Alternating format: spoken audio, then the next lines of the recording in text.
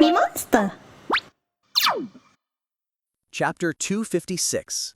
The meeting with Wicked progressed smoothly. Wicked, who asserted her dominance over the current Digine society, was full of confidence and vigor. The association said they would carry out their mission in April, in the middle of spring, but I don't think they will be successful. I agreed inwardly with Wicked's assessment. The first assassination team formed by the association wouldn't be able to kill Orden.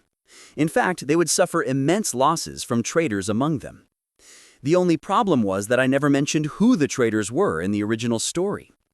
Everything from this point on was a mess, to be honest. I had forced the story to progress just to end it. I remembered writing only a few lines about the Hero Association's first assassination team. I didn't know what idiotic author wrote this story, but I sure wanted to give him a beating. So we planned to wait for them and set out in June. If they finish off Orden, that'll be good for us. If they don't, we'll just have to do it ourselves. "Who's participating in the assassination team?" Boss asked Wicked. Boss didn't flinch even in front of Wicked's presence. The current boss had the ability to stand head-to-head with Wicked. The names Wicked listed were all infamous Digines. "I don't plan on leaving that scoundrel monster alive. Other Digines think the same way. If Plucus Neem was still alive, he would have done the deed himself." Hearing this, Boss frowned. "Plucus? You've heard of him too. Plucus Neem is the devil Che Chuchal hunted." Wicked talked about the devil without sounding mad. It was because Plucus wasn't the devil she served. Digine served different devils, and the one Wicked served was the famous Baal. "How about it? I think we're far more likely to succeed than the Hero Association." Digines were the ones who saw initial success in the original story. After the Hero Association's defeat, they infiltrated Orden's kingdom, cut off one of his arms, and killed countless numbers of his subordinates. It was thanks to them that the follow-up group consisting of Che Nayan, Yi Young Han, Rachel, Yoon Sung Ah, and Kim Soo-ho could succeed. On a side note, Kim Soo-ho wasn't part of the first assassination team because the Hero Association wanted to keep him in check after his conquest of the Tower of Wish. Of course, now that Kim Soo-ho was fighting the Demon King, he was in no position to even think about Orden. "If you participate as well, I, Wicked, will acknowledge your authority over the parts of Pandemonium you currently control." Boss's eyebrows twitched. It was certainly a generous offer, considering Digines usually stood with other Digines no matter how bad their relationships were. "How is it? I think it is a fantastic deal," Wicked said as she turned her attention to me. Her eyes scanned me. I liked the way Black Lotus shot down Orden on air. It was a typical compliment, but Boss frowned unhappily. She glared at Wicked, who was staring at me. So, Wicked turned her gaze back to Boss. Only then did Boss look at me. I nodded, and Boss gave a nod of approval to Wicked. "We will participate, but we won't take orders from anyone," she declared. Meanwhile, my mind was on another question. Did the Chameleon Troupe participate in the Digine's assassination team in the original story? "Ha ha! Not taking orders from someone who is weaker. Right, that is the Chameleon Troupe." Wicked laughed heartily in a way that made it hard to understand what she was thinking. "Now that we've come to a decision, let us eat." 3 hours after the meeting, the Chameleon Troupe and Wicked left, but Wicked's subordinates who remained in the meeting room didn't. 6 executives were left without their boss, and they gathered up their underlings and started a discussion. Will we really let them be? Wicked's 6th executive, Yi Jung Han, broke the silence. "You think I will? Those bastards even stole from my personal vault. Kwang!" He even slammed his fist down on the table.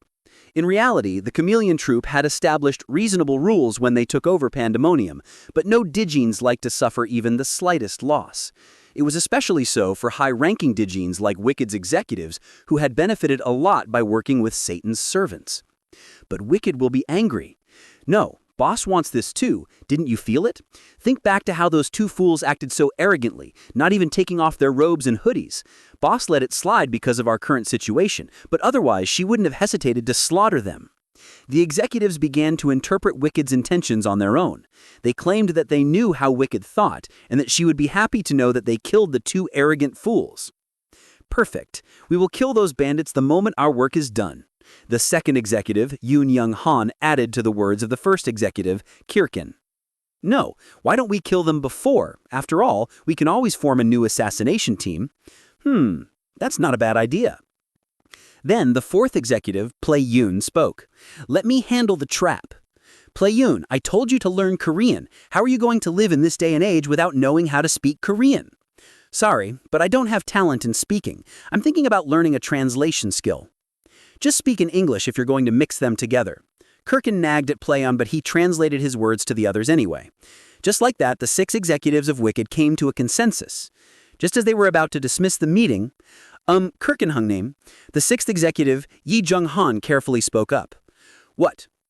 Rather than killing them all, why don't we humiliate them to make a greater example out of them?" "Humiliate?" "Yes." Seeing Kirkin furrow his brows, Yi Jung-han laughed and continued. "One of them had quite the figure. Don't you think so?" "Who? Their boss?" "No, not her. It's—" Embarrassed, Yi Jung-han let out a dry cough. He scratched his neck awkwardly and stared at Kirkin. Goosebumps immediately shot up on Kirkin's back. "You mean Black Lotus?" "Well, his skin seemed fair, but don't misunderstand. It's not like I want to. I just think this is the best way to give them greater humiliation." Yi Jung-han surveyed it as he gave a half-hearted excuse. Kirkin frowned in disgust, looking at Yi Jung-han drooling. Homosexuality wasn't uncommon among Dijins. In fact, it was treated like a normal fetish. Kirkin nodded without objecting to it. "Do what you want." "Ha-ha, thank you, Hungnim." Yi Jung-han smiled brightly and bowed. Far away, there was someone spying on their private conversation. Those crazy bastards! Inside the command room of the Jenkelope vessel, Captain Horner yelled furiously. He was observing the meeting room in case anything happened to the ship commander, and now he was glad he did. "Impudent fools! They dare to insult our ship commander?" The usually calm captain was full of rage. Horner took a deep breath to calm his trembling hands. Then he immediately made a call. "Yes, Captain." "Lieutenant, it's an emergency." Alcatraz, the prison most feared by the Tower of Wishes players. Horner spoke to the lieutenant of the ship who was in charge of this prison. "I will send over pictures of players. Follow them and arrest them no matter what. It doesn't matter what they are charged for. Spitting on the ground, smoking in the street, playfully fighting each other. Treat even the lightest crime as treason." "May I ask what happened?" "It has to do with Ship Commander Extra 7's safety."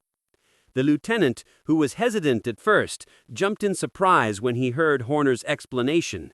He replied with a voice full of tension. "Yes, understood. Let us stuff these criminals in jail." Once again, 3 hours later. What? We didn't even do anything. Fuck, what's going on? Let go of me. Do you know who I am? I am Kirkin. With the flicker of my hand, I can bury you all in the depths of... Additional 2 years for resisting arrest. Hold up, 2 years?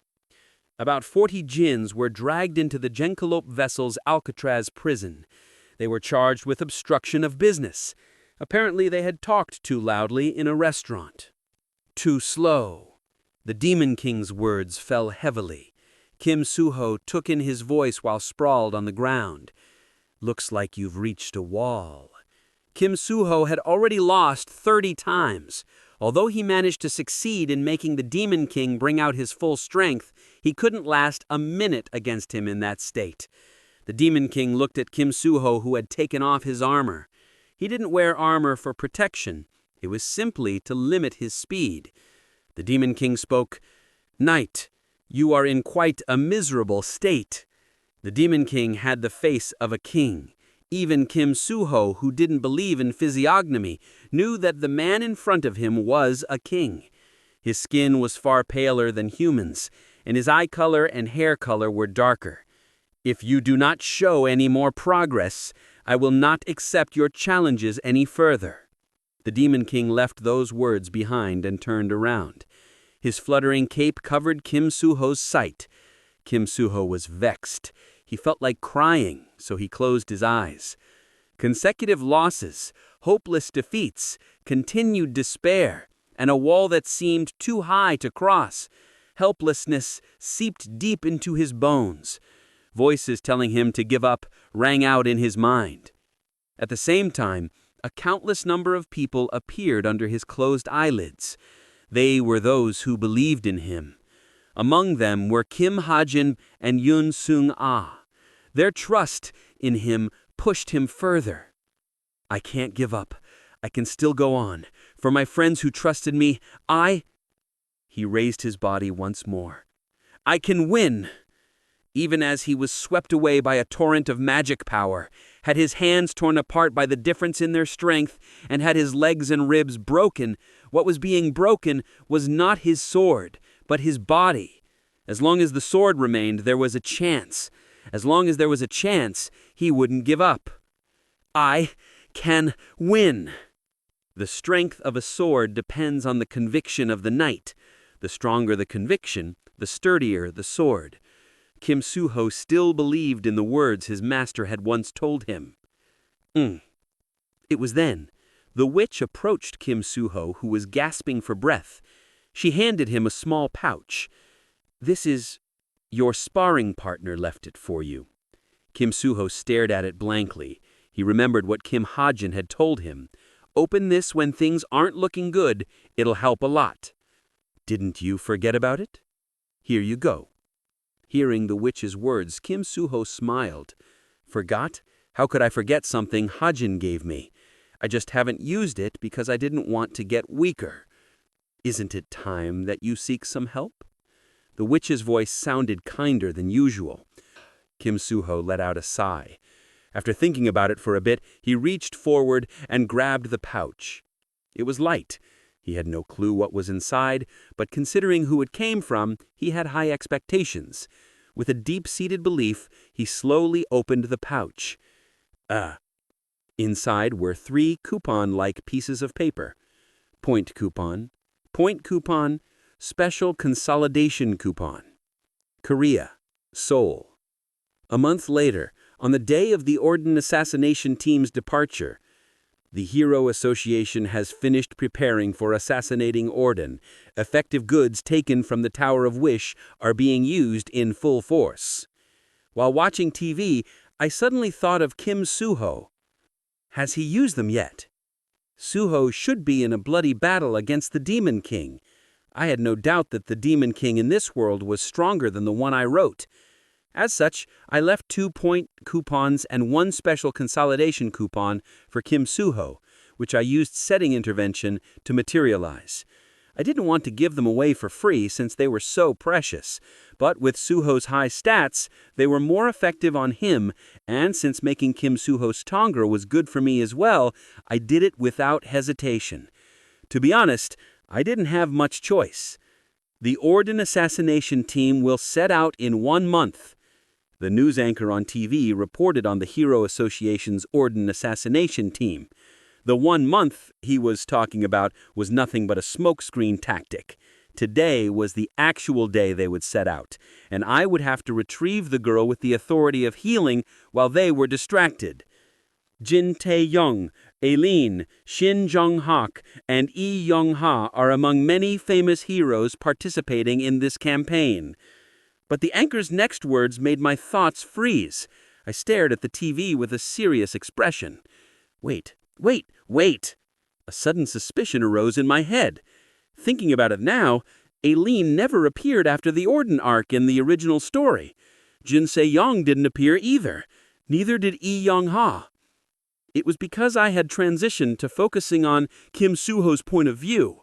Kim Soo-ho defeated Orden with his allies, and what happened afterwards was never revealed since I went on hiatus as devils were starting to make a move.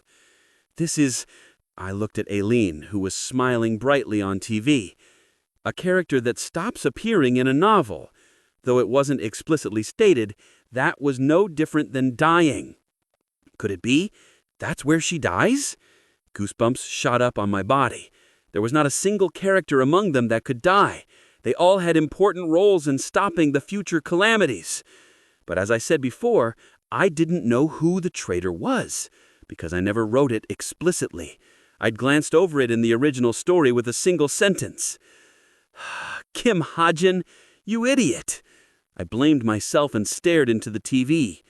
Aileen C., do you have anything you want to say? Like words of encouragement. Words of encouragement? Well, we're going to win for sure. Oi, Jin Se-young, Lee Young-ha, You guys come say something too.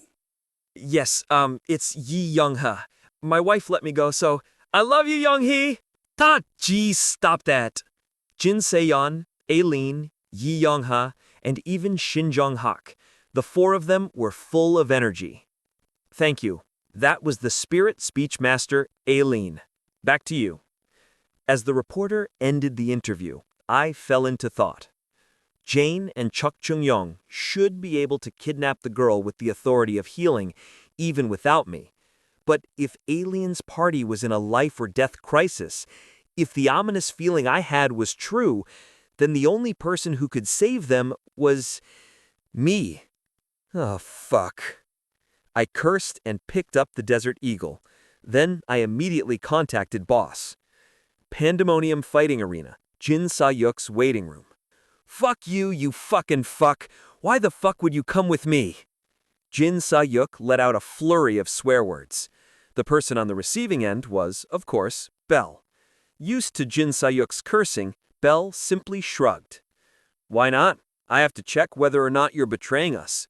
Are you crazy? Did you finally lose your mind? Did you? Jin Sa-yuk was mad solely because of Belle. Belle had just declared that he would be joining Wicked's Orden assassination team. The Chameleon Troupe was participating as well, and Belle should fully know what would happen if they met. Looking at Belle's snickering face pissed Jin Sa-yuk off. Belle spoke. You're the one who took that crystal from Orden without even telling me. Ha! Do I have to get permission for everything? Jin Sa-yuk planned to go back to the past with Kim Hajin. That way, she would be able to figure out his identity. However, Belle was planning to hinder her plans. Sa-yuk, you know you're just going to tremble in front of him anyways. I bet you'll just stutter all the time too. At that moment, Jin Sa-yuk's shoulders flinched. However, she soon straightened her back and stood tall. You're crazy. Why do you mean I'm gonna stutter? You've been having nightmares, right? I saw it. Spare me, don't do it. Belle snickered and projected a hologram in the air. Jin Sa-yuk stared at it in silence. The screen made of magic power displayed a video of her that she was unaware of. No, stop, don't do it. It hurts. Fucker. Spare me. It hurts. I'm sorry. This was likely another one of Belle's skills. Jin Sa-yuk couldn't think of anything at this moment. Her mind turned blank. No, it turned desolate. Next, it exploded. The explosion erupted through her skull and rose up into the sky. You... Jin Sa-yuk decided to be truthful to her feelings. You motherfucker! A roar shook the earth. The windows in the waiting room shattered and the furniture flew into the air. What's wrong? I thought it was adorable. If I show this to Kim Hajin, he won't hate you so much anymore. Shut it! A magic spear shot forward. Belle leisurely transformed his body into magic power. As such, Jin Sa-yuk's spear was unable to pierce his body. At least, that's how it should have been. Belle noticed a sharp pain where the spear phased through him. At first, he thought he was mistaken, but he was wrong. Suk. What? Belle looked at the injury on his thigh. Then he looked back at Jin Sa-yuk. She was overcome with rage and attacking blindly. Suk. His hand was cut. This time, it was a bit deeper. Ah, I get it. Looking at the wound, Belle smiled. Before he noticed, Jin Sa-yuk had advanced by another level. Looks like my death is not far off. Belle received Jin Sa-yuk's attacks with happiness. The pain he received as the spears phased through him sent him into ecstasy. Good. A bit more. Belle climaxed under the ecstasy of the pain. Chapter 257. A total of 1,000 heroes gathered for the Orden campaign. Most were ranked high intermediate or above, with many at high rank or higher. With the Middle East and Europe under attack, there was no time to waste. The Hero Alliance team verified the internal structure of Orden's kingdom, divided the 1,000 heroes into teams, and identified the most efficient infiltration routes. Let's see. Currently, in a limousine bound for the military portal, Eileen, appointed as captain of the special task force, was checking her magic pocket. High-grade external injury healing potion, high-grade internal injury healing potion, high-grade magic power recovery potion, high-grade vitality recovery potion, promised return scroll, magic tent, beef jerky, and other provisions. Inside were top-notch potions and return scrolls from Essence Pharmacy, tents and provisions in case the operation was prolonged. The items prepared by the governments and the association were truly excellent. Now that's what I'm talking about, too. Eileen grinned in satisfaction, but quickly regained her composure as captain and glanced at her team. Did everyone finish checking their supplies? Yes, I've checked. Everything is here. I have everything. Me too. Eileen nodded sternly. Okay, good. Your captain is satisfied. She glanced at the smartwatch distributed by the association, which outlined their operation. First, travel to the underground portal in Egypt, the closest portal to Orden's kingdom. Once you arrive, you will enter immediately using Eileen's skill, Teleport. It shouldn't be difficult since we have already figured out the internal structure using the drones. Ding! Eileen received a text message while reviewing the operation details. The sender was Yoon Sung-ah, leader of the 3rd attack team. Uni, which way are you going? Yoon Sung-ah was participating as the leader of Creator's Sacred Grace. She wasn't in a special task force like Eileen, but led a regular team with about a dozen heroes from her guild. This operation is classified. I can't tell you. Look at you acting like a captain. Eileen smiled contentedly, then typed her reply letter by letter with care. I've always been captain material. We've arrived. The limousine stopped. Eileen glanced out the window and saw they were at the military portal. She looked at her team and ordered in a heavy voice. Let's go, everyone. Okay, everybody, get off. All right. The task force, 5 elite heroes, got out of the limousine. Eileen stretched her legs as she stepped out. They weren't very long, but she stretched them anyway. Click, clack. The click-clack of her high heels resonated gracefully. Eileen walked as if on a runway, time slowing for her. Grandiose music played in her mind. She felt the soldiers' glances. Even facing imminent battle, she was not afraid. Instead, she walked with delight. This was the beginning of Spirit Speech Master Eileen's legend. The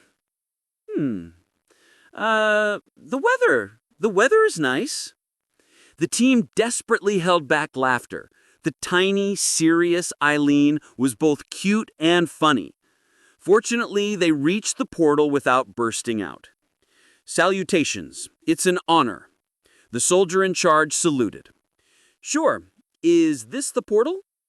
Yes, this portal is linked to the underground tunnel in Egypt. Last time, Egyptian VIPs used it to evacuate. However, as you know, the distance between Cairo and Orden's kingdom is very far. Although Africa had become a land of monsters, not every region was crawling with them. The monsters fought among themselves, leaving some areas devoid of both humans and monsters. Most heroes will use such regions as routes to enter Orden's kingdom. But we don't have to. Eileen continued. The reason this task force was formed is so we can infiltrate Orden's kingdom before everyone else, deliver inside information, and blow up key locations. She deliberately dropped her voice, though the change was barely noticeable. We'll enter the portal, then travel to Orden's kingdom using my skill, Teleport. Will it be all right? The distance from Egypt to Orden's territory in Central Africa is over 10,000 kilometers. Eileen smiled at the worried soldier.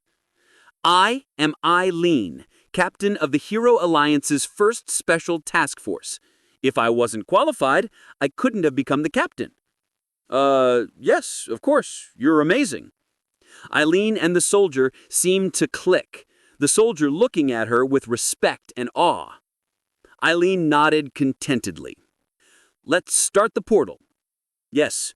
With the sound of magic power and electricity, the portal linked to the underground tunnel in Egypt. Before stepping in, Eileen nodded to the soldier. He responded with a salute. Salutations, Miss Eileen, captain of the Hero Alliance's first special task force. I pray for your victory. Of course, and I'd like to know your name as well. I'm Colonel Kim Wong-ho. Colonel Wong-ho. That is a sturdy-sounding name.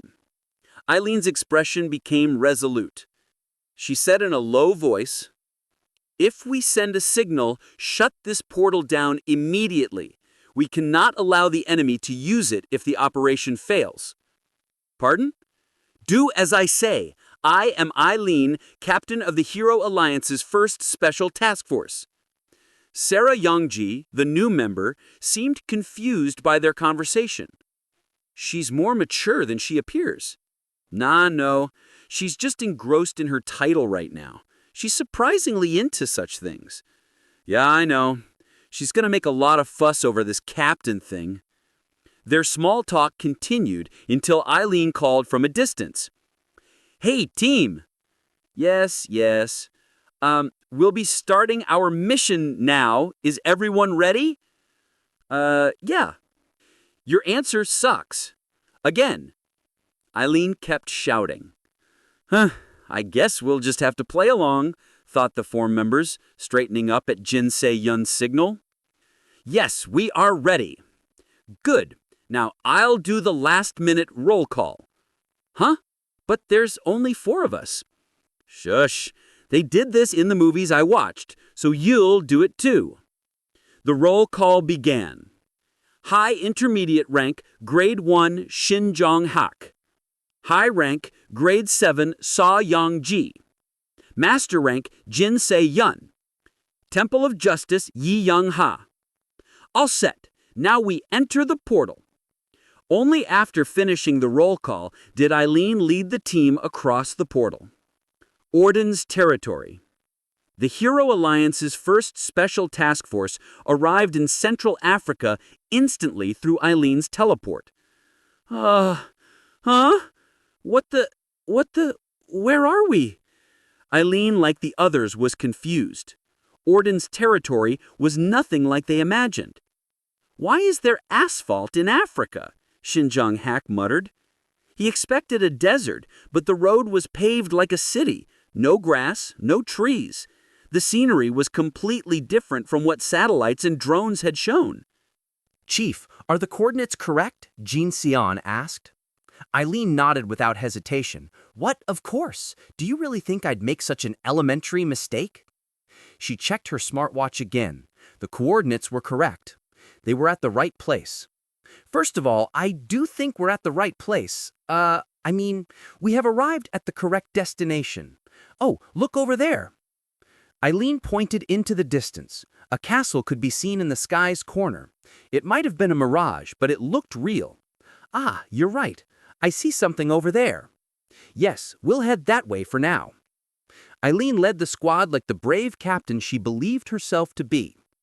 Tower of Heroes. The Tower of Heroes was a huge 77-story tower built by the association. Though tall, its width was modest outside, but inside it was much larger thanks to expansion architecture. Each floor could hold several houses, with separate housing for employees. Professor, where did magic power come from?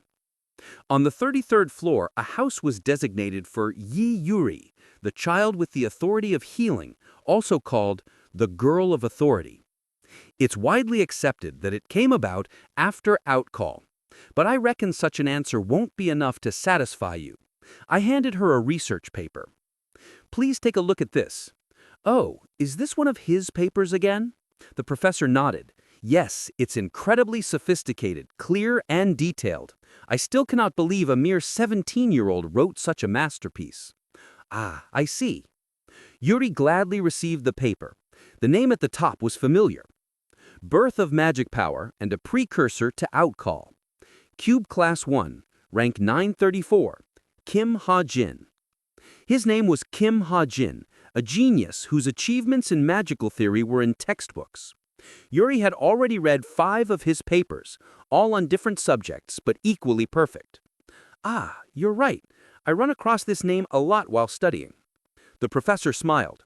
It's likewise for Cube students.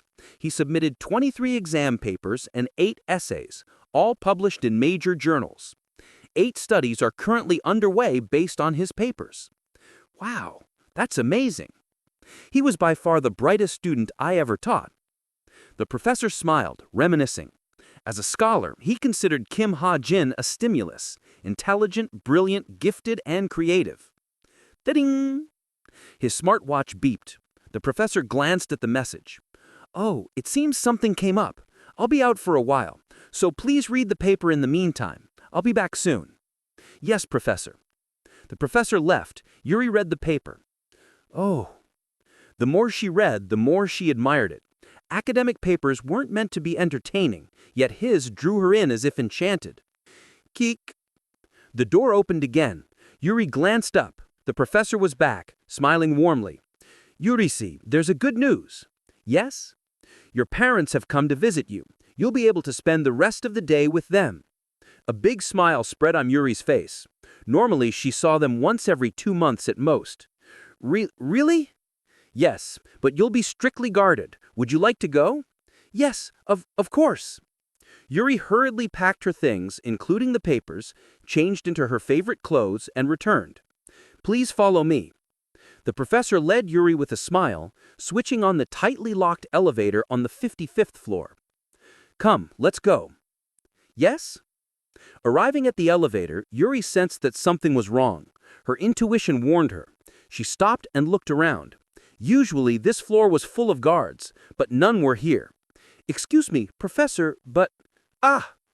The professor caught Yuri by the wrist as she tried to step back. Pulling her, he said, You should follow me if you want to live.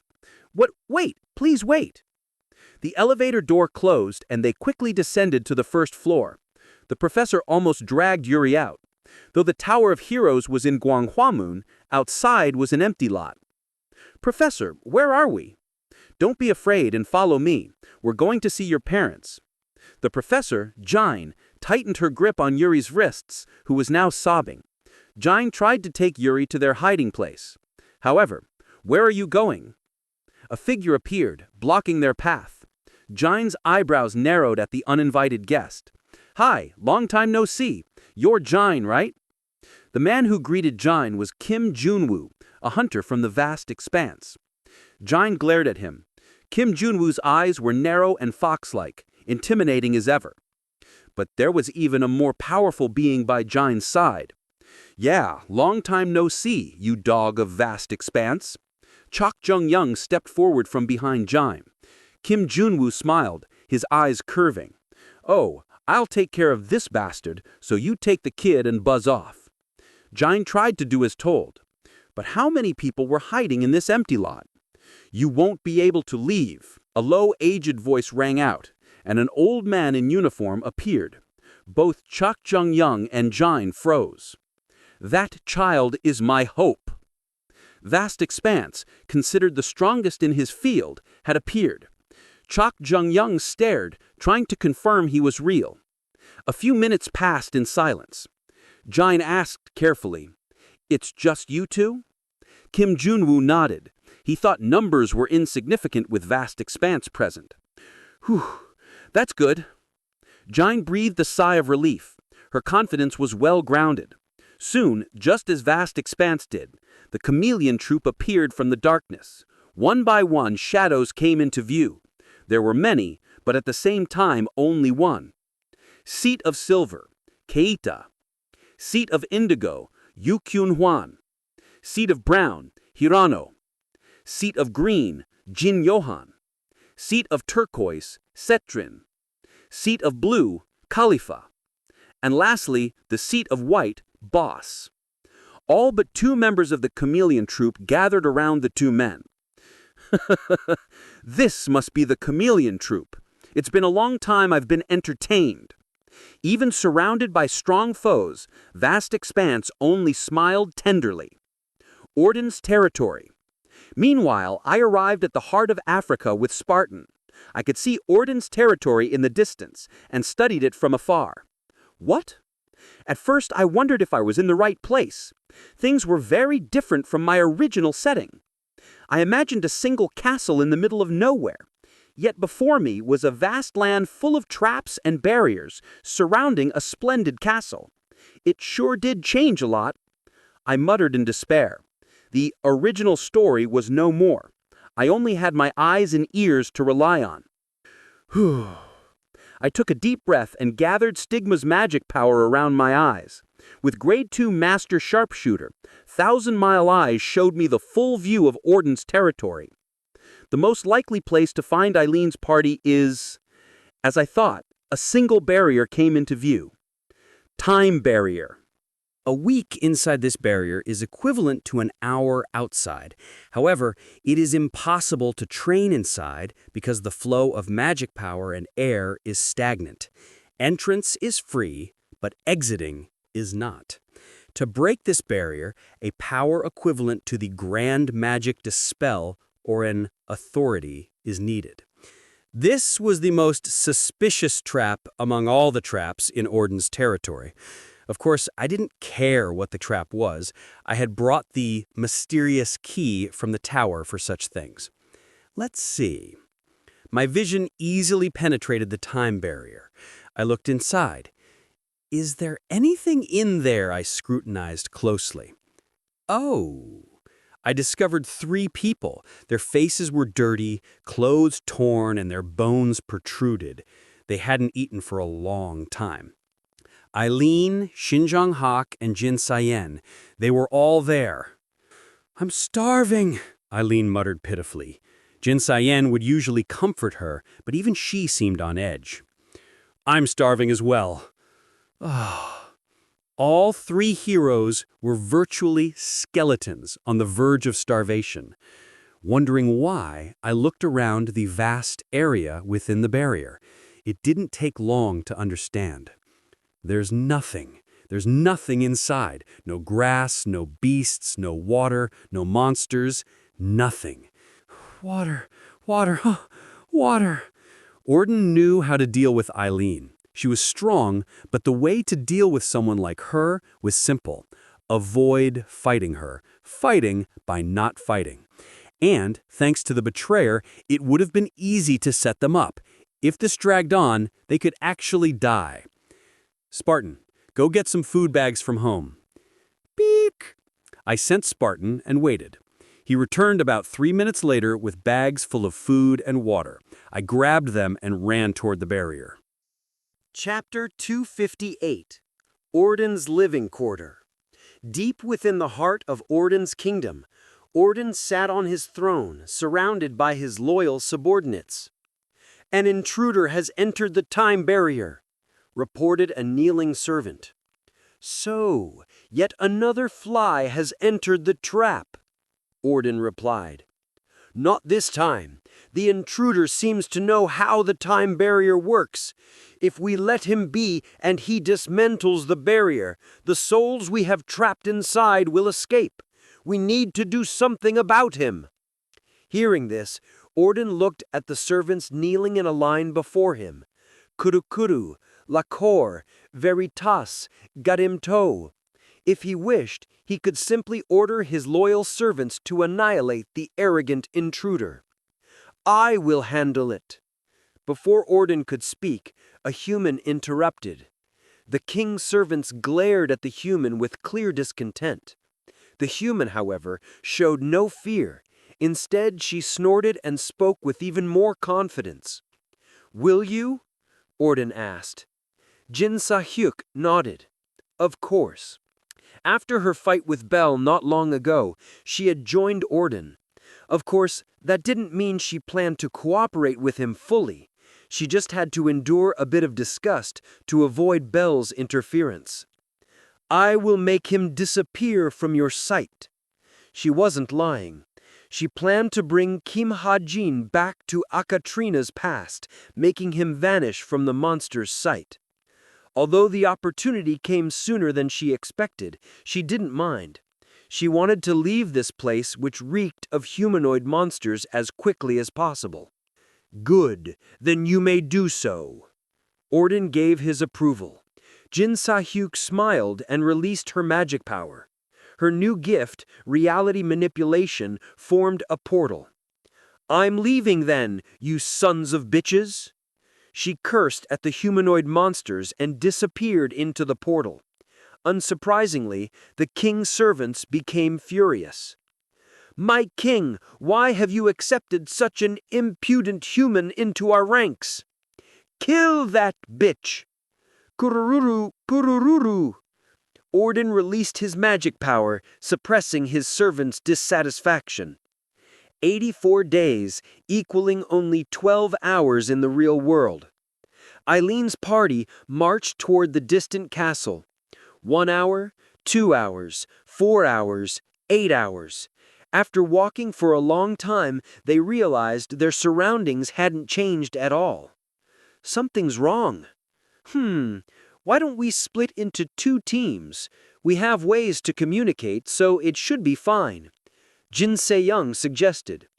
The team split into 2. Eileen, Jin Se-yeon, and Shin Jong-hak formed the first team, while Lee Yong-ha and So Young-ji formed the second team. They agreed to contact each other as soon as they found anything. Time passed. 1 day, 2 days, 3 days, 4 days, 10 days, and finally 84 days. The biggest problem was food. Their supplies weren't enough for 3 months. The lack of water was especially dire. On the 6th day, they decided to give up and tried to return using their return scrolls. Why isn't it working? Of course, the return scrolls didn't work inside the time barrier. With their last hope gone, despair set in. Eileen, Jin Se-yeon, and Shin Jong-hak collapsed in frustration. To give an analogy, even a Ferrari can't run without fuel. Better cars require better fuel. Once exhausted, superhumans are no different than ordinary people. Still, none of them expected to die from dehydration and starvation. No one thought their end would come from hunger rather than battle. As time passed and despair grew, their minds began to collapse. And then, just as they were about to accept death, they sensed an unknown presence approaching. They turned their heads. Hope returned. A man appeared, his armor shining brighter than anything they'd seen before. "Huh? What's that? What is that?" It was Kim Ha-jin. Seeing his face, they blinked blankly, barely able to speak. Kim Ha-jin walked up and handed them bottles of water. "Get up." Those 2 words were perhaps the coolest words Eileen, Jin Se-yeon, and Shin Jong-hak had ever heard. I gave them water first. Gulp, gulp.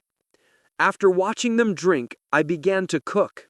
Since they'd been starving for so long, I made soup. Even superhumans would have trouble digesting solid food in that state. A few minutes later, the 3 paupers walked up to me. "Done." "Oh." First, I gave a bowl to Shin Jong-hak. His usual handsomeness was gone, replaced by the look of a hobo. But Shin Jong-hak only stared at me, not taking the bowl. He was smacking his lips, but seemed too embarrassed to accept it. "What are you waiting for? If you don't want it, move aside." When Eileen tried to shove him away, he finally took the bowl. I then gave Eileen and Jin Se-yeon their bowls. 3 minutes later, they returned their empty bowls. How did you know to come save us?" Eileen asked, licking her bowl clean and looking at me with regret. I gave her the excuse I'd prepared. "I've been here for a while." "Oh." As expected of the famous Fenrir, I admire you, Senior. Senior? Didn't you say you were here before us? That makes you our senior. Thank you, Senior. Thank you. Jin Se-yan's eyes were full of emotion. She looked ready to kowtow and kiss my feet. They must have had it rougher than I thought they had. I glanced at Shin Jung-hak to see if he wanted more. Herp, herp. He was licking his bowl, his back to me, but I could tell by the sound and the way his shoulders moved. I snatched the bowl from him. What do you want? Give it back. You finished it. You can have seconds. I refilled all 3 bowls and handed them back. I don't need your help. But Shin Jung-hak was stubborn. His eyes were fixed on the soup, but his mouth refused. Whoosh, whoosh. I shook the bowl in front of him. His eyes followed it, enchanted. Sp, sp, sp. Are you sure you don't want it? I can see you salivating. When I asked again, Shin Jung-hak murmured quietly, Today, just for today, I need you to be my cook. I smiled and handed him the bowl. Afterwards, I cooked some meat and even gave them potions to boost their vitality. You saved us. By the way, do you have any dessert? I'm just feeling a bit dizzy. I'm going to fall. I think I need a chocolate to heal me. Thank you. I owe you my life. Take my kowtow. How did you know to find us here? You won't be able to leave either. Eileen, Jin Se-yan, and Shin Jung-hak spoke in turn. They really had unique personalities. With a wry smile, I gave Eileen a chocolate. Thanks. Num. Seeing the chocolate, Eileen blushed and smiled bashedly. I asked, How did you fall into a trap the moment you arrived? Eileen's expression turned into a frown. I don't know. I'm wondering the same thing. I just teleported to the coordinates I got from the upper hands. Coordinates from the upper hands. I could sense where the trouble was. Who came up with the plan? Huh? Oh, our hairy leader discussed things with the association for the plan. Leader? Yep, his name's Park An-ho. He's the chairman of the Temple of Justice. You should have seen his name in textbooks. I realized who the traitor was. Park Han-ho. His name was mentioned in the original story. Although he never played an important role, he wasn't the chairman of the Temple of Justice for nothing. In the potential list I created to jot down the power levels of characters, Park Han-ho was at Park Han-ho, 9.45/9.45, a maxed out potential score. This number was slightly higher than the 9.4/9.55 rating I gave to Eileen. My expression stiffened. The others noticed. You mean Park Han-ho betrayed us? Eileen asked. I nodded calmly. If the ones who carried out the plan didn't do anything wrong, then it must be the person who formed the plan. But Park Han-ho doesn't have a motive. I know him well, and he... No. Eileen interrupted Jin Se-yan, her face more serious than ever. Now that I think about it, that old man, his daughter died recently. Pardon? I've seen something too. Eileen recalled Park Han-ho talking to the association's upper echelon. He was shouting, saying his daughter needed the authority of healing, but the upper echelon didn't grant his wish. Park Han-ho had a frightening face when he hung up, and his daughter died a month later from her illness. It's said that Orden pokes at people's weaknesses. His daughter died, so his motive is clear. He joined Orden to bring the dead back to life. How foolish, Shin Jung-hak commented coldly. I didn't disagree.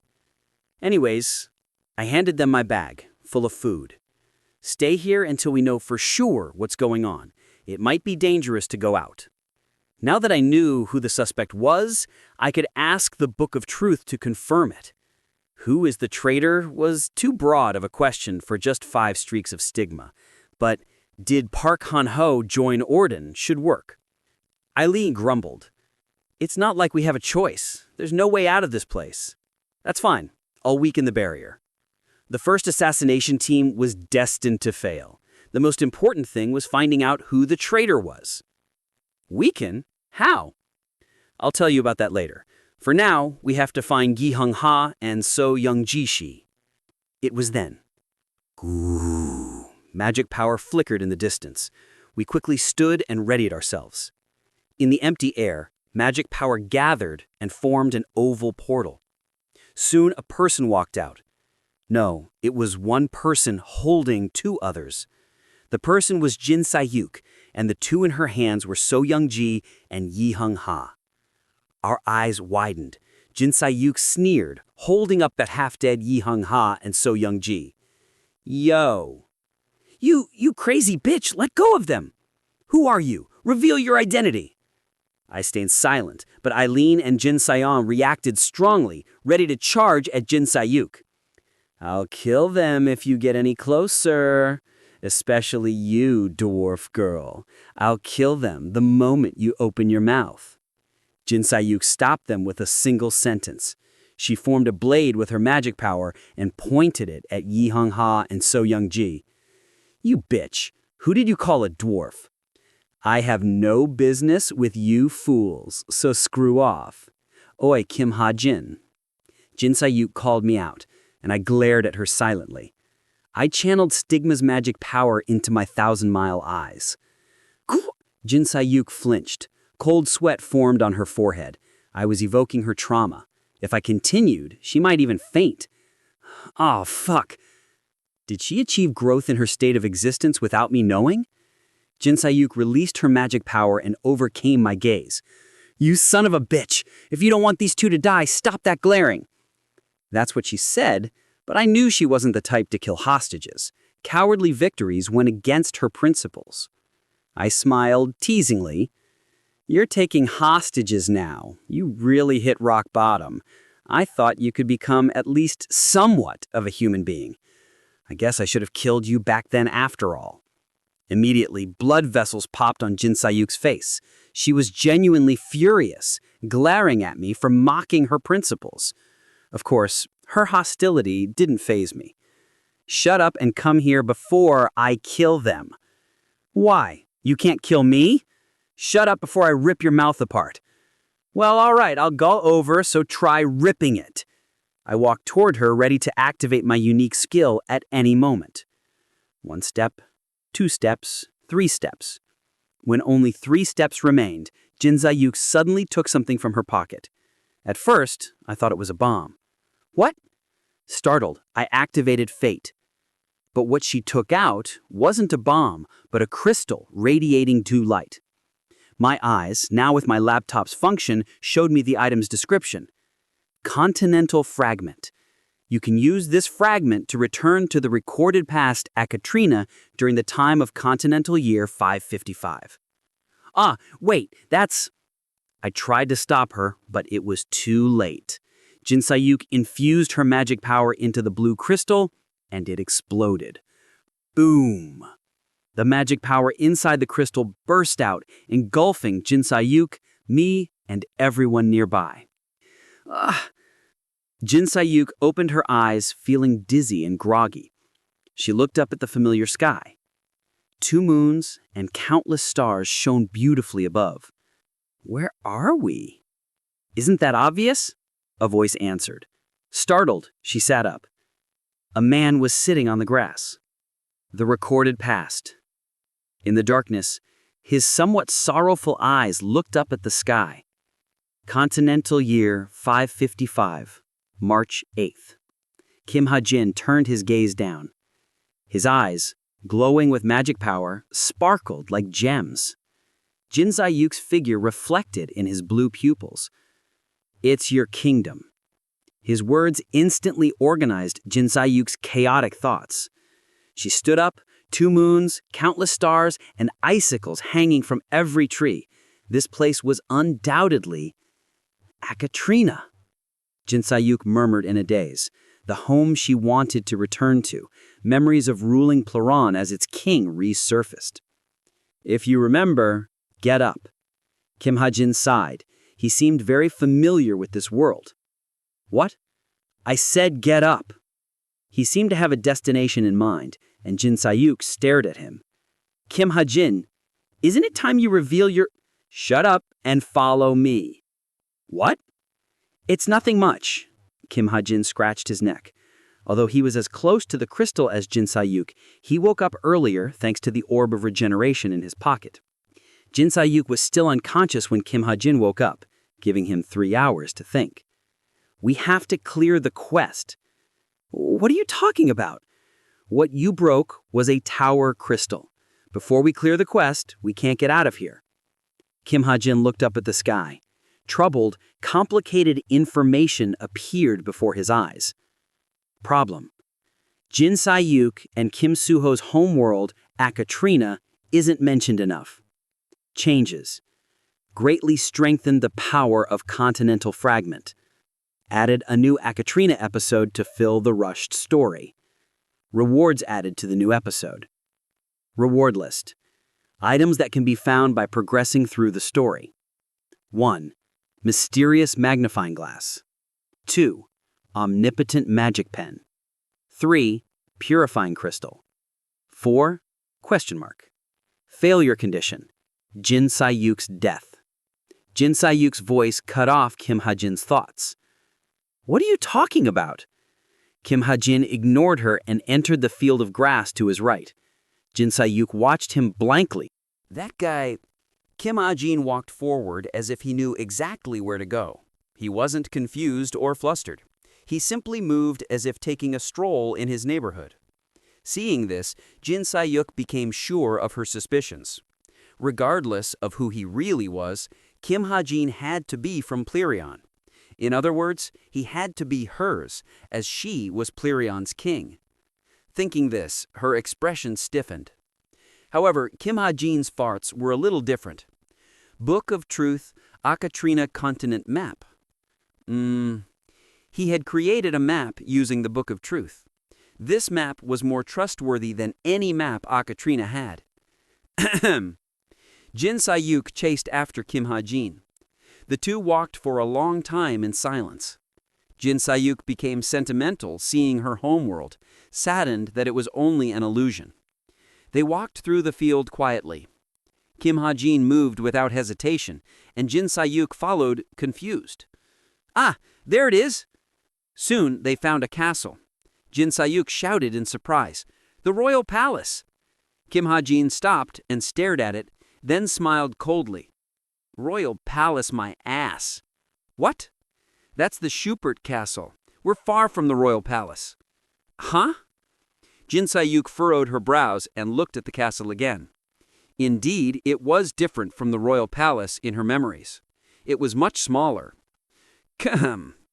Jin Sayuk shut her mouth and followed Kim Hajin. His usually narrow shoulders looked broad today for some reason.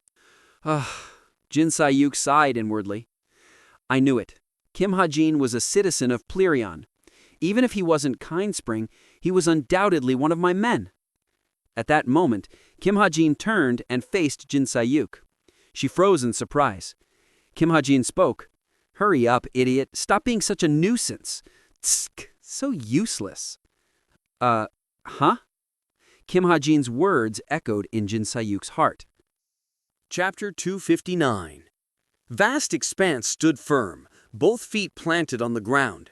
He didn't need to move. His will permeated the earth. Sometimes the ground shot up toward his enemies, other times it spread out above like an umbrella. His gift was perfect for both attack and defense. Vast Expanse became one with the earth and fought the Chameleon Troop. But the combined strength of the Chameleon Troop tenaciously countered his gift. Chok Jun-yong smashed through the earth barrier with sheer strength and energy. Boss charred the soil with her Hellfire Shadow. Hirano Arashi unleashed destruction magic.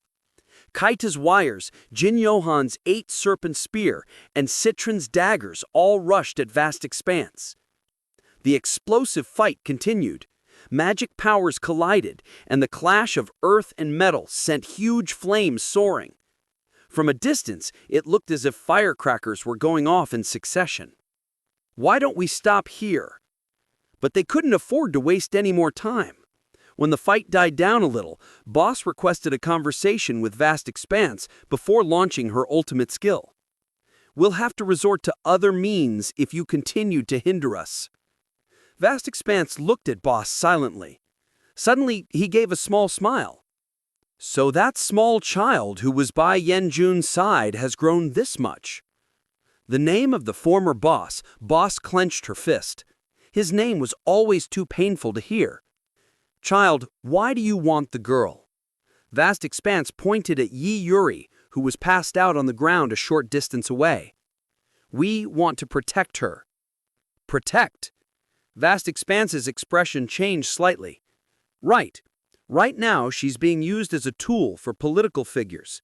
She'll continue to be exploited until she dies. We want to protect her from that. And who asked you for such a thing? Was it perhaps the child you call Black Lotus? Boss nodded. Yes. Why would he ask for such a thing? I do not know. You know neither his motive nor his purpose, yet you're still willing to grant his request. Vast Expanse gave a scornful smile.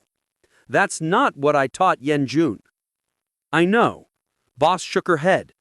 The relationship between the former boss, Yi Yanjun, and Vast Expanse was that of master and disciple. Vast Expanse taught Yanjun the mindset of a mercenary, which was then passed down to boss. However, this is a request from the man whom I owe a lifetime of debt. The request of someone who had become precious to her. Everyone was here today for the same reason. Boss did not force any of them to take part in this mission. All members participated voluntarily. Before anyone knew it, Kim Hae-jin had become an important part of the Chameleon Troupe. I can grant his request because I am not Yi Yanjun. Vast Expanse's face stiffened at Boss's remark. He searched for traces of his old disciple in her face, but her determination was similar yet different. Vast Expanse's lips curved into a broad smile. Junwoo, put down your sword. Kim Junwoo put his sword down, and Vast Expanse's magic power also dissipated. Vast Expanse was planning to let the Chameleon Troupe go, and the Chameleon Troupe would not refuse his kindness. Thank you. You don't have to thank me. I'm only retreating because our goals align. Vast Expanse said as he turned around. I shall visit you again in the near future. Keep the girls safe until then. He slowly walked away, then suddenly, patat! He disappeared from their sight in a flash of light. Recorded past. Akatrina. The Akatrina continent resembled the fantasy worlds found in many novels. Two moon-like satellites and countless stars hung in the sky, lighting up the darkness. I walked amidst the strange yet beautiful scenery of a different world. First goal, reach the capital of Pirion. A pop-up window appeared in front of me, announcing our first goal. I continued to walk with this window fixed in the upper right corner of my view. We walked for about a half day, guided by the Book of Truth. A new day dawned and the sun was already high in the sky. We could see a wall in the distance, but it was horribly damaged and had lost its function. I checked its information. Outer Wall of Pirion. The outer wall of Pirion, the capital of Pirion, it was destroyed in war. This is the outer wall of Pirion. I recited the information to Jin Sayuk, who was following behind me. She widened her eyes and checked the wall. You're right. We paused in front of the wall. Beyond the destroyed wall, we saw ruins. Dry bloodstains dyed the ground reddish-black, and the stench of corpses filled the air. The view was truly gruesome. By year 555, the entire continent was already in ruins. Many wars swept the continent like storms, and monsters came flooding in before we could recover from the aftermath. In 555, the only places in Pirion that were still relatively intact were Count Schupert's territory, which we just passed, and Pirion, the capital of Pirion. But even those two cities were at odds with each other. Jin Sayuk explained the reason behind this dreary sight. She was clearly different from how she was on Earth. Perhaps her memory seal had weakened. Anyways, let's go. We walked past the crumbled wall. There wasn't a single sign of life inside, only destroyed houses and countless bodies of residents and soldiers. It looks like the wall came down recently. Judging from the condition of the bodies, no more than a week had passed since their deaths. Jin Sayuk nodded in agreement. Seems so. There must have been a battle not long ago. Oi, what do you plan to do from here? I was dumbfounded by Jin Sayuk's question. She clearly doesn't understand the situation. Instead of getting angry, I sighed and put my hand on Jin Sayuk's shoulder. Why are you asking me that? You're the one who dragged me here. Jin Sayuk's face twisted into a frown. She stared at me with sharp eyes. It's about time you were honest, you little prick. What? What the hell? At that moment, the sound of galloping hooves rang out. Though the sound came from many horses, it sounded feeble for some reason. I turned toward the sound. An army of about 300 cavalrymen was approaching carrying the royal flag, but the army's horses were in terrible condition. They seemed to haven't eaten for days. It was understandable. Life on the Akatrina continent was on the brink of extinction, and its living conditions were virtually post-apocalyptic. You scoundrels! With a huge yell, the army arrived in front of us. But the moment they saw our unusual clothes, they became perplexed. In the meantime, Jin Sayuk tried to speak as if she were their king. Humph! You insolent fools! Who do you think you are, talk? Be quiet! You're not the king right now. Jin Sayuk quickly understood what I meant. She glanced over the cavalry with wide eyes. Amidst the soldiers was a little girl in loose-fitting armor. She looked barely over 10 years old. She was the smallest, but she rode the tallest horse. Whoa, whoa! The girl came forward slowly, soothing her horse. We stared at the child. She looked just like Jin Sayuk, only 15 years younger. At the same time, they looked completely different, as the girl was blonde and blue-eyed. Who are you? The girl, as cute as a doll, asked, trying to keep her composure. I could see grit and tenacity flickering in her eyes, even from afar. I looked at Jin Sayuk. She was staring at Plarion's young ruler in a daze. What would it be like to face myself from the past? I had no idea. Answer me! If you don't... The horse leaped just as the little king was about to shout.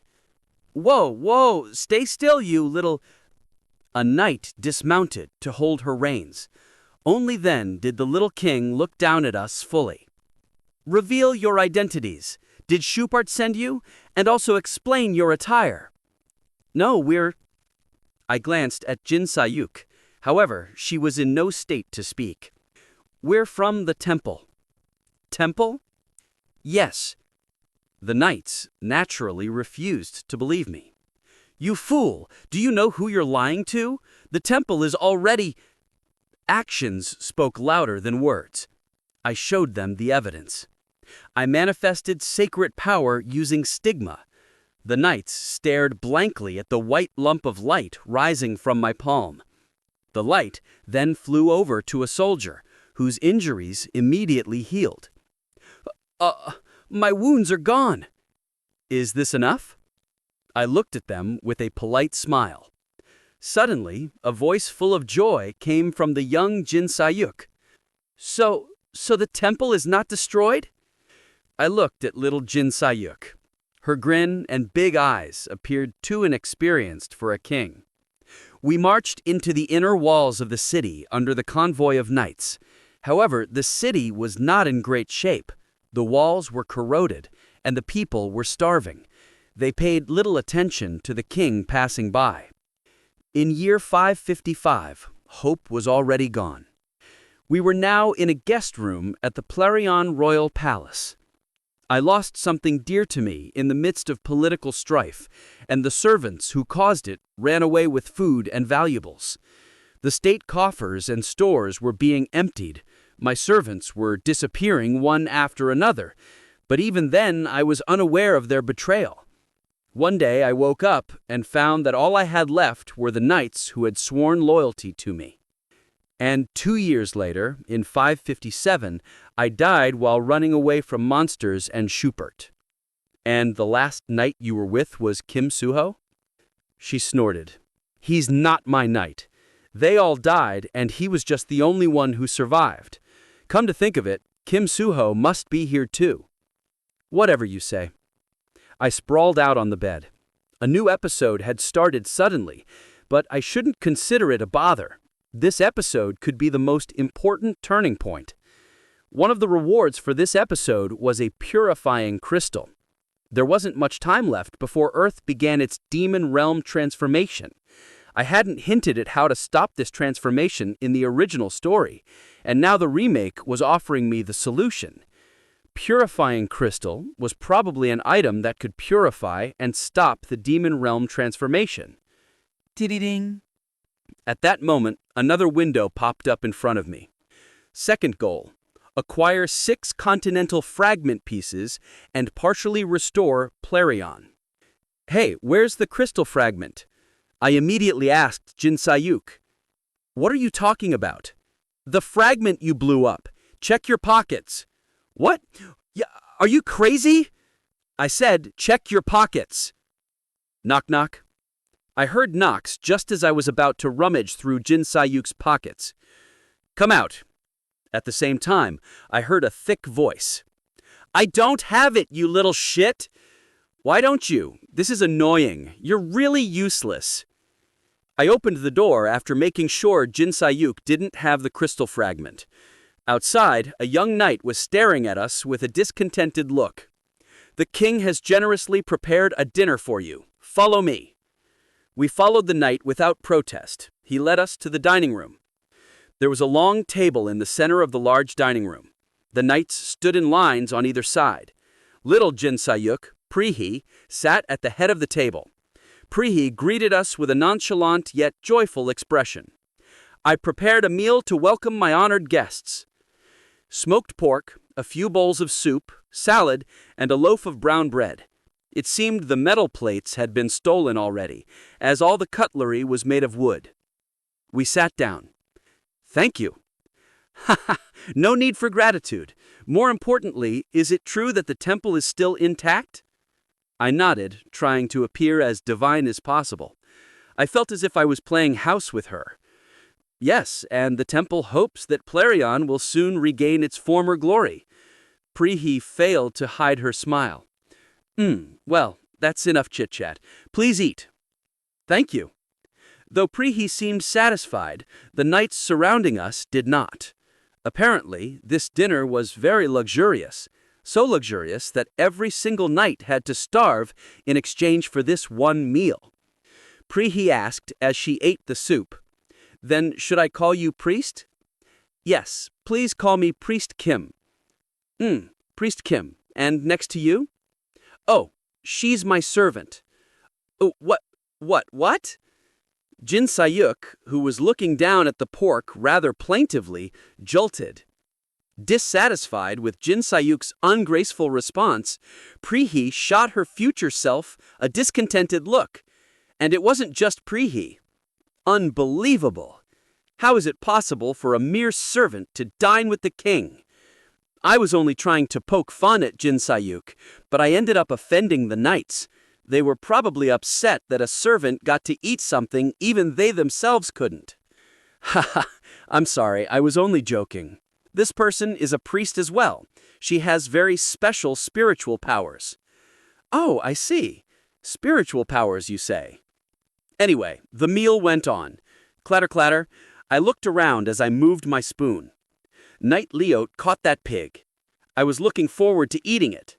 It can't be helped. They're from the temple. That's precisely the reason this is a problem. The temple crumbled to nothing. Those suckers can't help us in any way. They'll just eat all our food, claiming they're divine priests. I didn't eat much. I wasn't hungry, and since whatever food I left behind would go to the knights, I thought I'd let them have it. Instead, I chose to examine Prihi. She was nibbling at the smoked pork with her small hands. She seemed to be enjoying it a lot. The reason the knights weren't expressing any dissatisfaction to the king was probably because of that face. And Jinsayuk was looking down at her past self without even touching her food. At least they're tactful. The king doesn't eat much, so we'll all probably be able to take a bite or two. That's good. Gulp. The dinner continued, and the young king was getting pretty full. Quang! Suddenly, the dining room's door swung open, and a scout rushed in. I have an urgent message. Schupert's soldiers have broken into the inner wall. What? Prehi let out a yell. Her cherry lips were greasy with pig oil. Count Schubert is claiming that he captured spies dispatched by your majesty. Stay here, honored guests. Let's go. The king and her knights left the room at once. Placed in an incomprehensible situation, a thought suddenly crossed my mind. Wait, spies?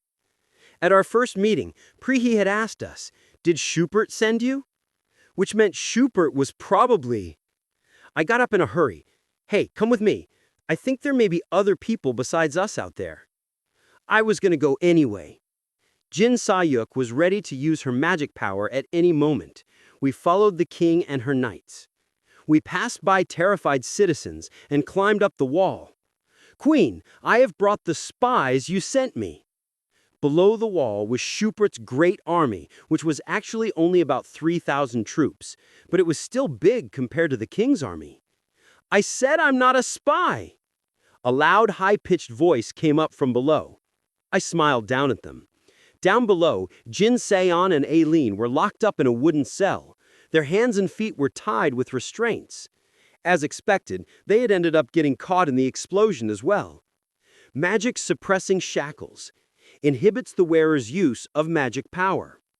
Wow, that's a great item, I thought, when Prehi suddenly shouted out loud, "Imbeciles! How dare you defy me when you have kept your peace by the kindness of the former king?" Bloodshot eyes and body trembling with anger. Prehi was enraged, and her anger was directed at the man looking up at her from below the wall, Count Schubert. "Ha ha, little king! Even now you bring up the former king! Very pathetic! That is why all of your men have left you! Ha ha ha! Foolish king! How ridiculous it is for a child to act so arrogantly!" But the soldiers below only laughed at Prehi. Prehi bit her lips, and the knights hid her behind them. "Those bastards! You're all dead!" Jin Sayuk took a step forward, venting her rage. "Ha ha! We shall depart now, infantile king!" But the enemy didn't seem to want to fight. They began to prepare to depart, leaving Aileen and Jin Seon where they were. Count Schubert said, "King, I was rather impressed with your scheme to lure monsters with the help of spies. However, at that moment, something dark and red wriggled on the far horizon. Its movement was far too grotesque for a natural phenomenon." I had seen something like that before. That was a herd of monsters. An army of monsters was approaching. "You are too stupid, too weak, and too evil. Accept the reality, Prehi. Plarion has already fallen." "Schubert!" Prehi let out a yell that was too faltering to be considered dignified. "Ha ha! Instead of screaming, you should think about how to repel those monsters first." Schubert turned around, and so did his soldiers. The knights couldn't stop the enemies from leaving. The number of monsters... Because now they were also witnessing the slowly advancing monsters from beneath the horizon. Jin Sayuk asked, "Oi, can you deal with that?" "Probably." I pulled a small iron box out of stigma. The box was made using setting intervention and contained approximately 10,000 bullets. "You retreat, we'll stop them." "No, you said you were from the temple. Please take the king somewhere safe. We cannot stop those monsters." "If the temple has not perished, we believe you can find a way. Think of it as a retreat for the sake of future advancement. Take the king and run." The knights each said a thing or two, but the king remained silent, completely absorbed in grief and anger. She quietly sobbed. She couldn't suppress the feeling of indignation welling up in her. Jin Sayuk only stared at the king. "No, we can stop them." I stretched out aether and wrapped it around Jin Seon and Aileen, pulling them up over the wall. "Hyak! Kya!" With startled screams, the two of them fell on the floor. The only way we can survive is by defeating them. I took out the Desert Eagle. A sharp flash of light shot out from the gun. The knights looked at me in bewilderment, but I didn't care. I aimed my gun at the monsters below. Meanwhile, at Yuena's mansion in Seoul... Yuena processed all the papers piled up on her desk and buried herself in her chair. Her workload had increased recently because of the Orden incident, but now that she was finally done, she planned to take tomorrow off. She yawned and turned on the TV. An interesting show happened to be on air. It was about the forbidden romance between a low-grade hero and a master-rank hero. It doesn't matter that you're a low-grade hero. What matters is that I love you. Tzzz, we have breaking news. The screen switched to the news. This is a breaking news report. Orden claims that he has taken multiple heroes who broke into his territory as hostages. What? Yuena jumped up and stared at the TV screen. Although nothing has been confirmed, Aline, Lee Young-ha, Park Han-ho from the Temple of Justice, in addition to Master-rank hero Jin Se-yeon, High-rank hero Seong-ji, High-intermediate-rank hero Shin Jong-hak, and the S-ranked mercenary Fenrir, are currently held captive according to Orden. Orden demands the association and the Korean government to... At that moment, Yuena's face froze. Not only Shin Jong-hak, but Kim Hajin and well? She tilted her head, wondering if she had misheard. Tittering! But at this time, her smartwatch rang. It was solid information from the association and the government. Calling for an emergency meeting. Orden is holding heroes and a mercenary hostage. And the message clearly contained the names Shin Jong-hak and Kim Hajin. Chapter 260. The gun barrel flashed. Spears and swords made of magic power fell from the sky, and magic arrows rained down. Lightning, summoned by words, stormed across the battlefield, while the knights' crescent blades of magic power shot out. That summed up the entire fight. There were at least 10,000 monsters on the opposing side, but we were all confident fighting few against many. The four of us, with the help of about 300 knights, easily annihilated the entire army of monsters. The knights who survived were all veterans of war. After the fight ended, I sighed and put away my gun. I had used up 3,000 bullets today, and even Aileen and Jin Se-hook, both known for their immense magic power, looked exhausted. The rough breathing of the knights was the only sound left. When I turned around, a pair of huge eyes stared at us. Looking at the young Jin Se-hook's eyes, full of admiration, I wondered how such a cute kid could turn out the way she did. It didn't quite make sense. Hey. At that moment, Aileen called out to me. I fought because we didn't have much of a choice, but now that it's over, do you know where the heck we are? Right, this doesn't seem like Earth. Is this another one of Orden's traps? No, it's not a trap. It's a bit complicated, but just pretend we're in another world. You know, like an Isekai novel. Isekai? The heck is that? I'll explain later. Anyway, how did you two get caught? Aileen pouted. I don't know. I fainted, and when I woke up, I was shackled. Oh, then what about those monsters? I don't know. They just kept chasing us. Huh? Why would they? At that moment, I noticed something in Aileen's hair. It was shining, making it easy for me to spot. Ah! Looking closer, I realized it was a tiny crystal fragment. I quickly took it from Aileen's hair.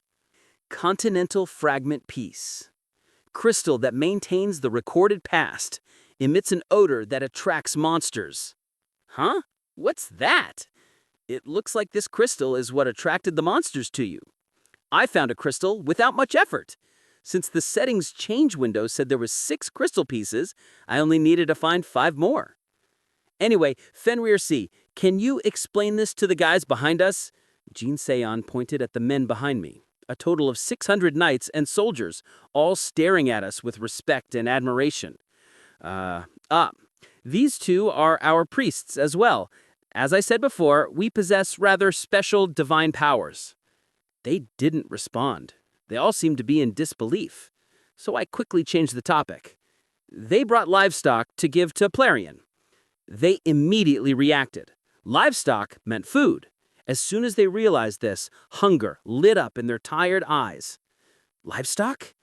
Is that what I think it is? Is it true? As soon as I was about to answer, a small hand reached out and grabbed my sleeve. It was Prehi. Is it true that you brought livestock? Prehi's eyes trembled with hope and expectation. I was a bit touched, seeing her pull on my sleeve with anticipation. I bent down and nodded. Yes, of course. First, let's return to the palace. We went to the royal palace. Then I explained the situation to the others. So we have to collect all the crystal fragments before we can go back. Yes. And we're here because of this idiot? Aileen pointed at Jin Se-hook. Idiot? What did you just call me? Jin Se-hook frowned at Aileen's words. But Aileen wasn't someone who would flinch even if Cheju Chul appeared. She glared at Jin Se-hook even more fiercely.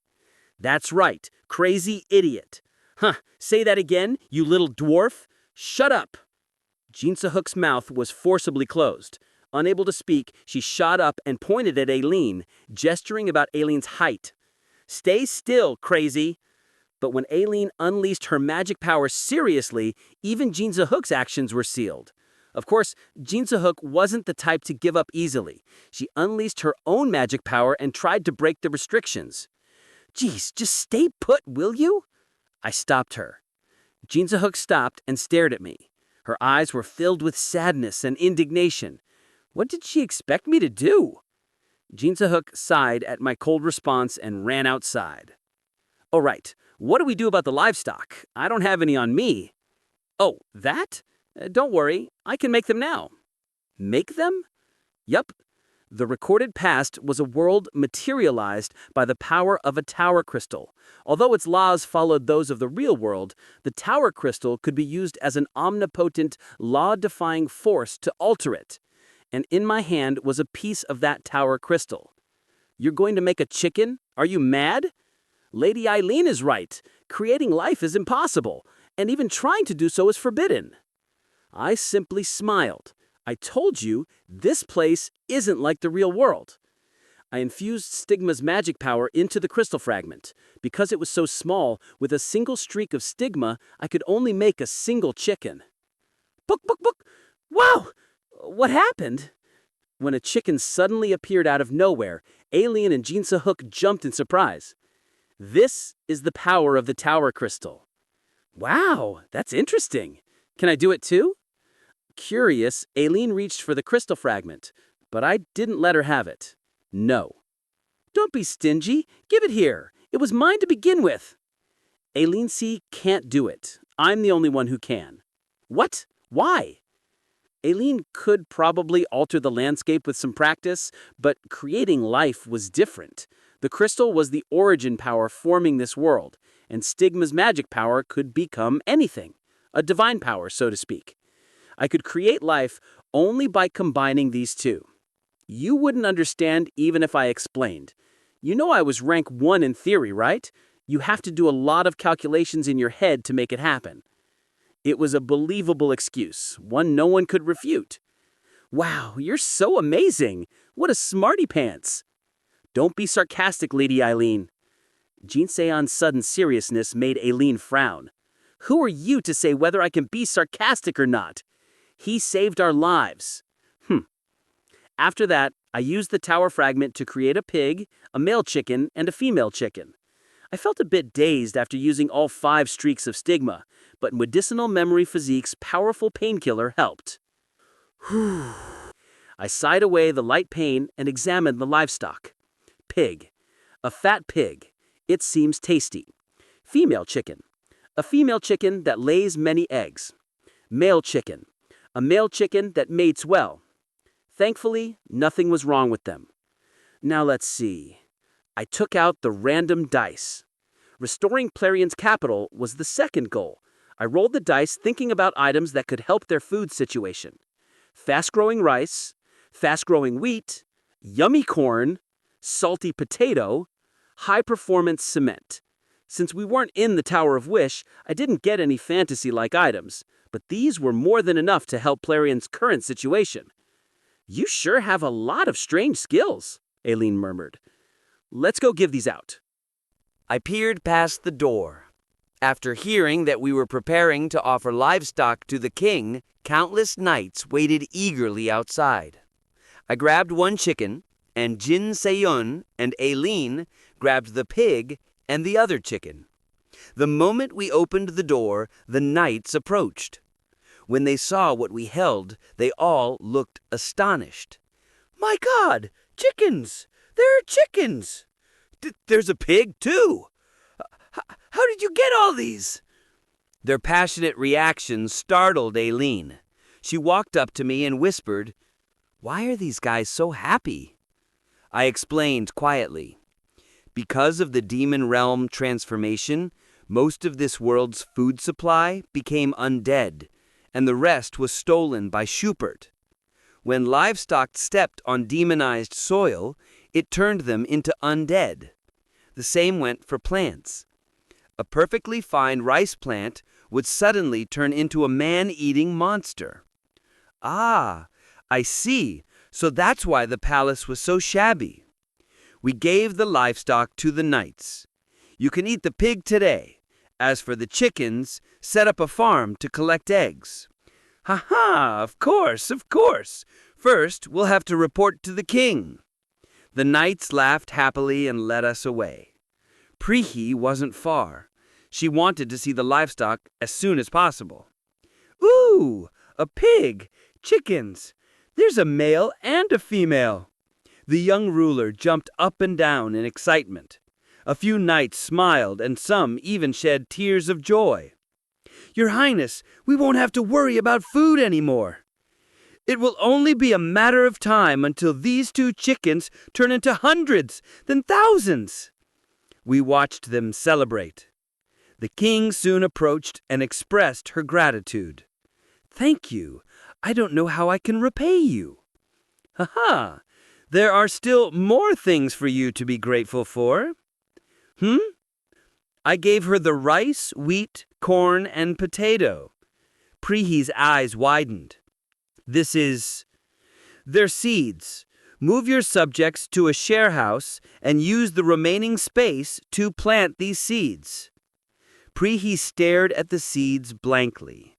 Then she took them in a daze. She glanced at me, then quickly ran off. Pop, pop, pop. Not long after, she reappeared with a magnifying glass in her hand. Mysterious magnifying glass, pinnacle-grade magic artifact. Weakness identification.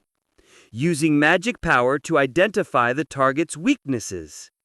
Emotion identification. Using magic power to identify the target's feelings towards you. When the user's magic power is low, the identified weaknesses and emotions may be inaccurate. Oh! Mysterious magnifying glass. It was one of the 4 rewards obtainable from the Akatarina episode. Mysterious magnifying glass, omnipotent magic pen, purifying crystal, and... ? It is one of my prized possessions. This magnifying glass can identify a target's emotions. Since you're from the temple, I'm sure you can make better use of it than me. Oh, thank you. I accepted it gratefully. It was one of the things I wanted. Hoo-hoo! As I thought, a valuable item is recognized by a valuable person. Prihi didn't hide her happiness at seeing me like her present. Korea, Seoul. Yu Yeon-ha stared at the woman in front of her. Macho was the word she would use to describe her. Her hair was wild like a lion's mane, and a deep wound slashed across her collarbone. With the long sword and black cape on her back, she looked completely different from the last time. Nayul, what happened in the past few months? Seeing the suddenly matured Chai Nayun, Yu Yeon-ha was taken aback. Chai Nayun replied in her usual voice. Never mind that. I heard that Kim Hajin was kidnapped. No, Orden's just bluffing. I plan on marching over there and smashing everything into... Huh? Really? How do you know that? Yu Yeon-ha smiled and took out a watch artifact. This magic artifact is synchronized with Kim Ha-jin's smartwatch. No matter where he is or what he's doing, it shows his biological clock. Look here, you can see his vitality and how nervous or tense he is. Everything's normal, so Orden is lying. He's just trying to scare us. Then what about the other heroes?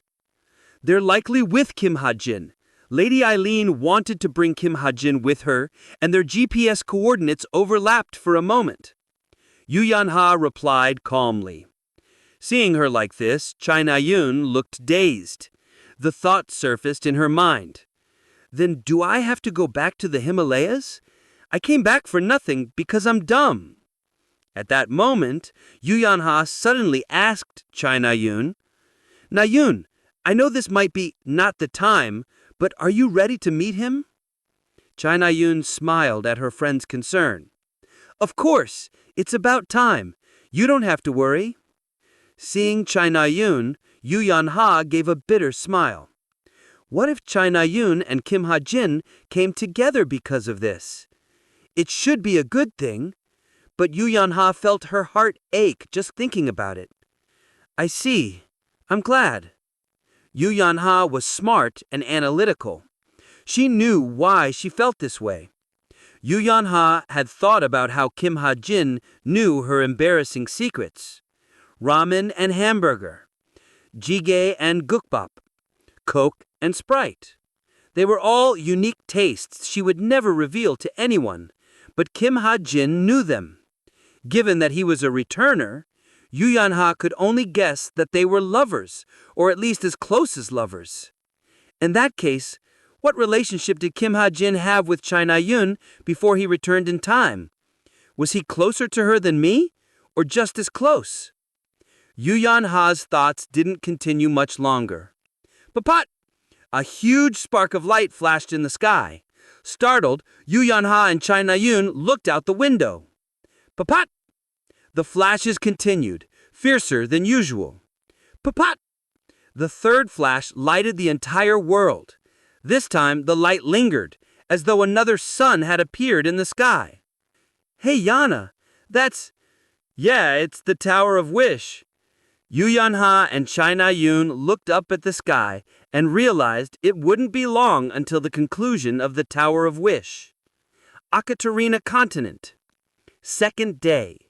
The king's post horses set out to find Yi Young-ha, Shin Jung-hak, and So Young-ji. The chicken coop was finished in less than 1 day. Third day. Pri-hee visited the court's new prized possession, the chicken coop. She smiled at the chickens laying eggs and spent hours sitting in the coop listening to their bucks. Fourth day. Seeds were planted in farmland guided by Jin Se-yeon. Although the plants grew quickly, many impatient citizens secretly dug them up and ate them, causing a small commotion in the capital. Fifth day. Magic power and cement reinforced the castle walls. Geek! Now, late at night on the 6th day, Jin Se-yuk infiltrated the royal palace's secret library just as she had done for the past few days. She was searching for the face of a servant she once had. It should be somewhere here. Over 30 years had passed since then. Although Jin Se-yuk had forgotten his appearance due to her artificial memory seal and time, she remembered his name clearly. She knew the royal library had a record and portrait of every knight. Year 550, July 3rd. She had checked the years 547 to 549 in the past few days, and now it was time to go over year 550. Since everyone who entered the royal palace was recorded, there were many pages to go through. Kinspring. Ah, damn! How are there 50,000 pages? Jin Se-yuk cursed and sighed, but she kept flipping through the records. Menial labor was something she hated most, yet it was of utmost importance now. 1 hour, 2 hours, 3 hours passed, until 4 a.m. when a patrolling knight entered the library. Jin Se-yuk continued searching. Tap. She sensed a presence in the hallway outside. A studious knight was making his rounds early. Just as the knight was about to enter, Jin Se-yuk found the name of a servant. Her heartbeat quickened as she checked the name. Spring Winter. The first servant of the abandoned princess, the Pri-hee, Spring of the Winter clan. Kinspring Winter. Seeing this name, old memories resurfaced. In truth, Kinspring didn't have a last name because he was a commoner. Jin Sahyuk was the one who gave him the name Winter, as he was a swordsman with the ice attribute. Ah! Jin Sahyuk looked at the portrait of Kinspring, the servant who swore eternal loyalty to her. The name that remained in her heart with regret and sadness. The dear servant that time had buried in her mind now surged up like an erupting volcano. Thank you for listening. If you enjoyed this story, don't forget to subscribe, comment, and like the video. Have a suggestion? Let me know in the comments.